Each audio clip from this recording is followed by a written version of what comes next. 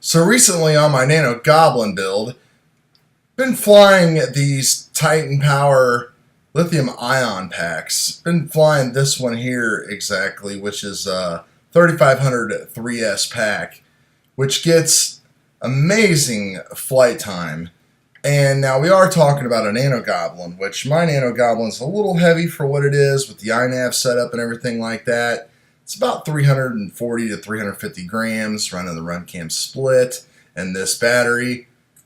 But I can fly this thing longer than I can pretty much stand it.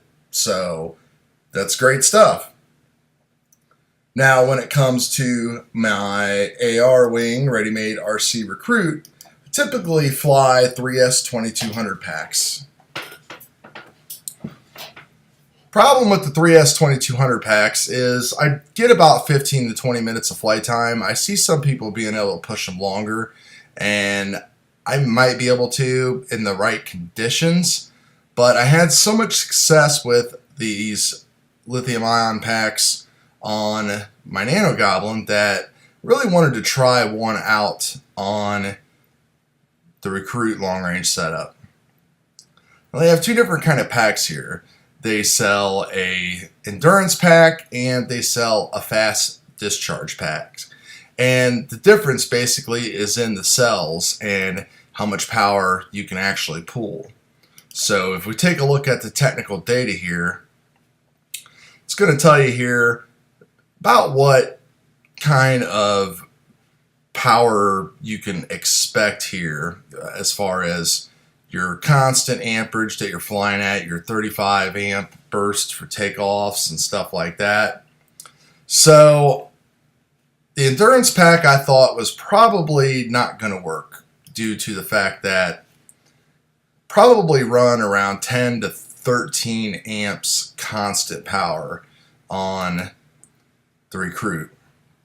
So I decided to try one of these 2.6 4S fast discharge packs, which is full throttle for a little bit longer and also can deliver a more of a constant rate as far as in flight. So, how did it perform? All in all, I'd have to say pretty well. If you look at my voltage here of 12.2 volts, this is after I had already flown for 17 minutes on the pack. I wanted to drop it down and just make sure that things weren't like super hot or anything like that. And the pack was just slightly warm. I have some extra cooling going on, and as you can see, it was probably about 65 out that day. It wasn't completely super hot or nothing like that. My current reader doesn't work on my Betaflight F3 board. Not sure why, but could be an iNav thing. But anyway, so it was a pretty good day. It wasn't like super windy or rocky or nothing like that, and I just pretty much was flying out to, a kilometer and a half, just kind of doing circles. Mostly just kind of stressing it and seeing how far I could push it and if the cells could handle it and how hot they would be in the end. So we were at 18 minutes when we landed, about 18 minutes when we landed. So let's skip ahead here and take a look at where we actually ended up. And here we are another 11 minutes later, and you can see that we are still at about 3.7 volts per cell, 11.1, 11.2. With these lithium ion packs, I mean, really you can fly these things down to about 2.5 volts, even though I found that 2.7 to 2.8 is pretty much the safe margin.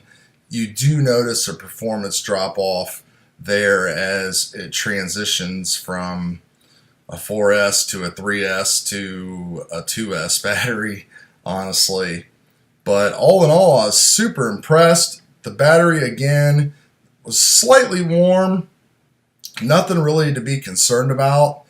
I will be doing more testing, but for someone that's looking for a cheap battery that will give you good performance and fly for quite a long time, I think this is an option worth investigating.